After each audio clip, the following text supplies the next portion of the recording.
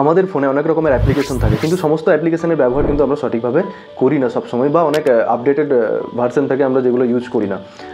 এই যে অ্যাপ্লিকেশনটা দেখছেন, এই অ্যাপ্লিকেশনটা নিশ্চয়ই আপনাদের সবার মোবাইলে আছে, আমার মোবাইলেও রয়েছে। তো এর একটা খুব ইম্পর্ট্যান্ট ইউজ আজকে আমরা দেখে নেব। তো চলুন মোবাইল স্ক্রিনে গিয়ে সেই ইউজটা আমরা দেখে নিই, কিন্তু তার আগে ভিডিওটিকে সেভ করে রাখুন এবং ভিডিওটি শেষ পর্যন্ত দেখুন। এবার আমি এই গুগল ড্রাইভ যে অ্যাপ্লিকেশনটা আছে, এই যে গুগল ড্রাইভটা ওপেন করব। ওপেন করার পরে দেখুন নিচের দিকে একটা প্লাস আইকন আছে, জাস্ট এই প্লাস আইকনটায় ক্লিক করব। প্লাস আইকনটায় ক্লিক করার পরে দেখুন এখানে অনেক অপশান এসছে, তার মধ্যে স্ক্যান বলে যে অপশানটা আছে, এই স্ক্যান অপশানটাতে আমি ক্লিক করব। এটা দিয়ে কীভাবে স্ক্যান করে আমি ডকুমেন্টসগুলো পাঠাতে পারবো সেটা দেখে নিই।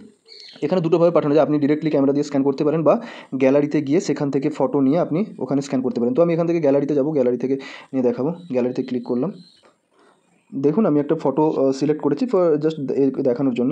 এটাকে আমি আমার মতো করে ক্রপ করতে পারবো, ক্রপ করে সেট করতে পারবো। অ্যাপ্লাই করলাম, ব্যাস তারপরে আমি এটাকে ডান করে দেবো। ডান করে দিলে আমার স্ক্যান হয়ে পিডিএফ রেডি। সেভ করব, বা সেভ করার পরে এখানে আসবো, এখান থেকে রিসেন্টে যাব। রিসেন্টে গেলে দেখুন আমার ডকুমেন্টস রেডি হয়ে গেছে। এটা কিন্তু খুব ইম্পর্ট্যান্ট একটা ভিডিও, কারণ অনেক সময় আমরা বিভিন্ন ডকুমেন্টস সেন্ড করতে খুব প্রবলেমে পড়ে যাই স্ক্যান করে সেন্ড করতে, কিন্তু আমাদের মোবাইলের মধ্যে এই জিনিস রয়েছে আমরা জানি না। তো আপনি এক্ষুনি ট্রাই করুন এবং আপনার ফ্যামিলি, আপনার ফ্রেন্ডদের সঙ্গে শেয়ার করুন যারা ডকুমেন্টস সেন্ড করতে গিয়ে প্রবলেমে পড়ছে। হ্যাঁ, আরও এরকম ভিডিও পেতে আমাকে ফলো করুন।